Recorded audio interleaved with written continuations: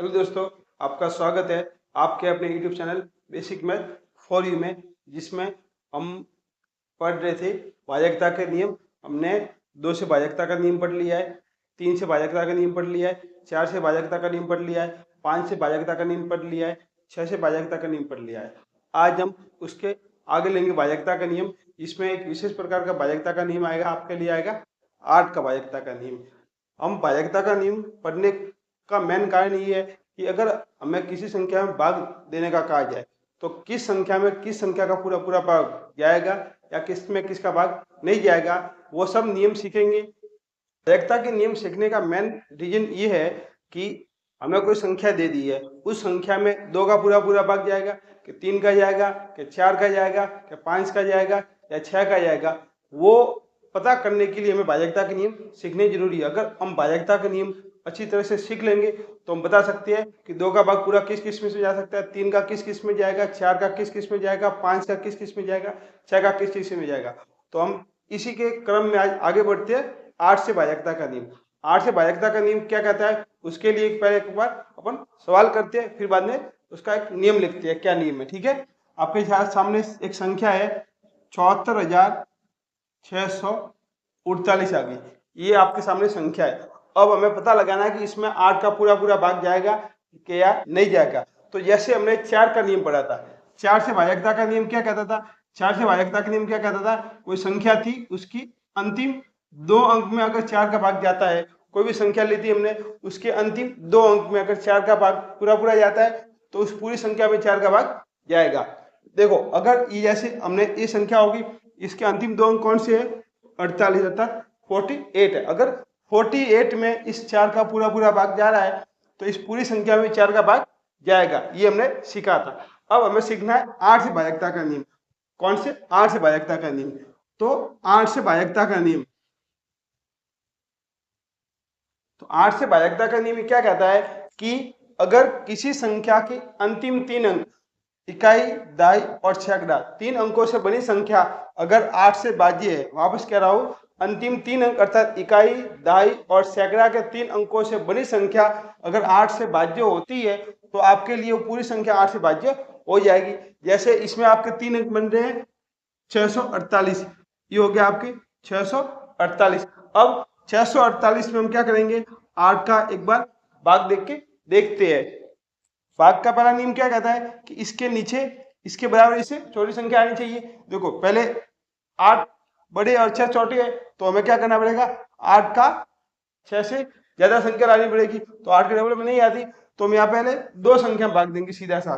तो 8 का भाग 8 का भाग 64 में जाएगा। कितने जाएगा, 8 का भाग 64 में जाता है, पूरा 8 बार जाता है। कितनी बार जाता है, 8 बार। यहाँ पे कितने आ गए, 64 आ गए। पहला भाग ये होता है। फिर 64 में 64 करते कितने रहे, 0। अब कितने उतरेंगे आपके, ये 8 उतर गए। अब इस 8 का भाग 8 में कितनी बार जाएगा, एक बार। कितनी बार जाएगा, एक बार। ये 1 लिखा, ये 8 लिखा। अब इस 8 में से हम 8 घटाएंगे तो कितना बचेगा, आपके 0 बचेगा। अर्थात क्या हुआ कि इस 8 का भाग 648 में 81 बार पूरा पूरा आ जाता है।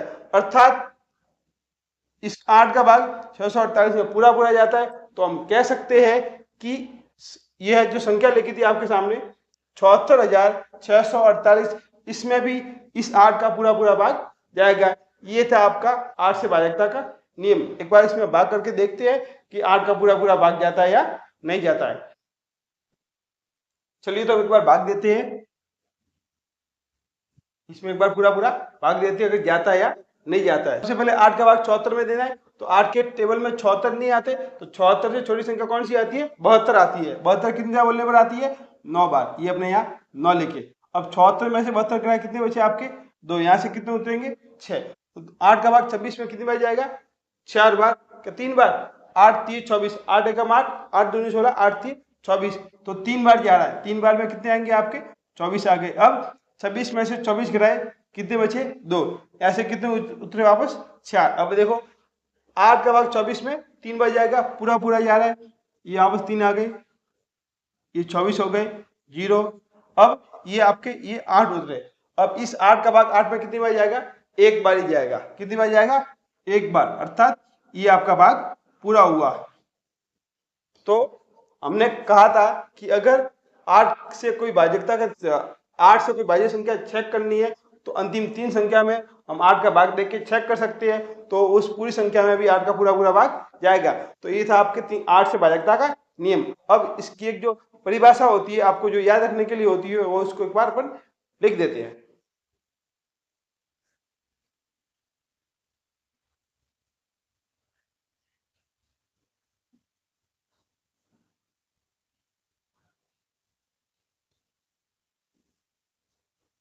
8 से भाज्यता का नियम क्या कहता है? यदि किसी संख्या के अंतिम 3 अंकों से बनी अंतिम 3 अंकों से बनी संख्या, जिसमें क्या क्या होगा याद रखो आपसे, सबसे पहले उसमें या इकाई होगा या दहाई होगा और यहाँ सैकड़ा होगा। ये आप उसका यही क्रम होना चाहिए। हाँ, क्या था? यदि किसी संख्या के अंतिम 3 अंकों से बड़ी संख्या 8 से पूरी तरह भाज्य है,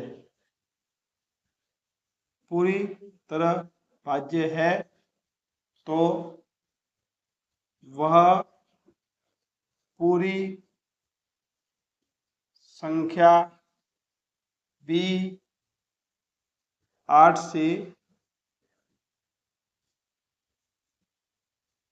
भाज्य होगी। जैसे भी संख्या लिखी थी 76, 648, ये अंतिम 3 अंक हो गए, ये हो गए। इसका हमने 8 का भाग दिया था। कितनी बार किया था? 8, और ये आपके एक बार 81 बार किया था। अगर इसका इसमें भाग पूरा जा रहा है तो हम अगर कह सकते हैं कि 74,648 में भी 8 का पूरा पूरा भाग आपके जाएगा। क्या आता है? याद करो, 9, 3, 3, 1, ये इसका आंसर था।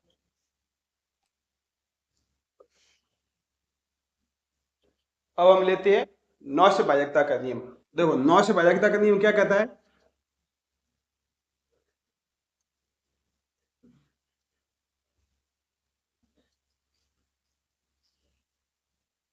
हमने एक नियम पढ़ा था 3 से भाज्यता का नियम।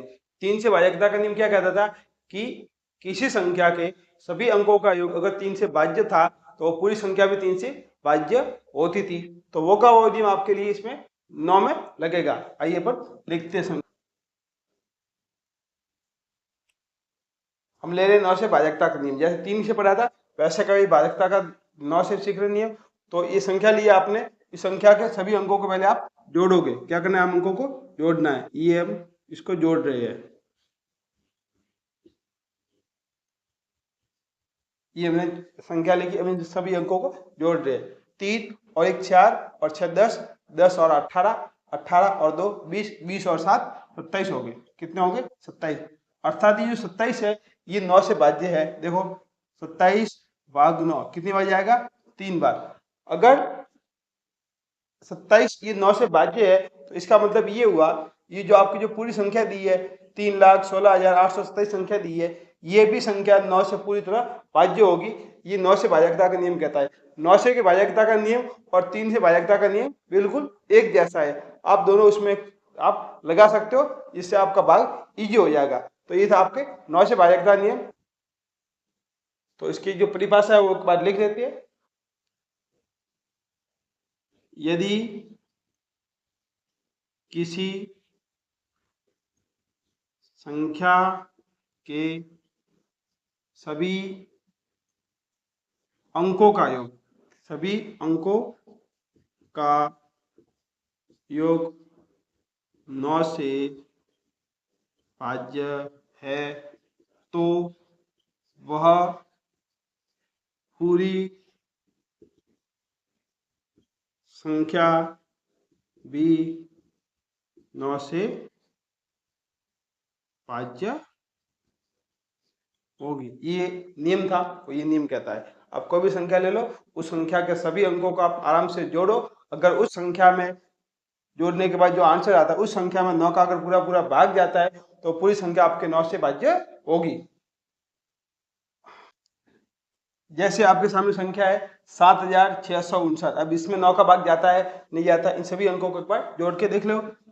7 + 6 + 5 + 9, 7 + 6 13 और 5 18, 18 और 9 कितने होती है 27, 18 और 9 कितने होती है 27। अगर 27 9 से भाज्य है इसका मतलब ये पूरी संख्या भी 9 से भाज्य होगी। तो आज हमने भाजकता के 2 नियम पढ़े। कौन कौन सा नियम पढ़ा था याद करो। एक तो 8 से भाजकता का नियम पढ़ा था। 8 से भाजकता का नियम क्या कहता था? 8 से भाजकता का नियम ये कहता था कि अगर किसी संख्या के अंतिम 3 अंकों से बनी संख्या में 8 का भाग जाता है तो उस पूरी संख्या में 8 का भाग जाएगा, ये था। फिर हमने पढ़ा 9 से भाजकता का नियम। ये 9 से भाजकता का नियम क्या कहता है? यदि किसी संख्या के सभी अंकों का योग 9 से भाज्य है, देखो इस संख्या ली हमने, इस संख्या के सभी अंकों का योग किया, कितना आया 27 आया, 9 से भाज्य है। अगर पूरी संख्या के अंकों का योग 9 से भाज्य है तो उस पूरी संख्या में भी आपके 9 का भाग पूरा पूरा जाएगा। तो ये था आपका आज का टॉपिक।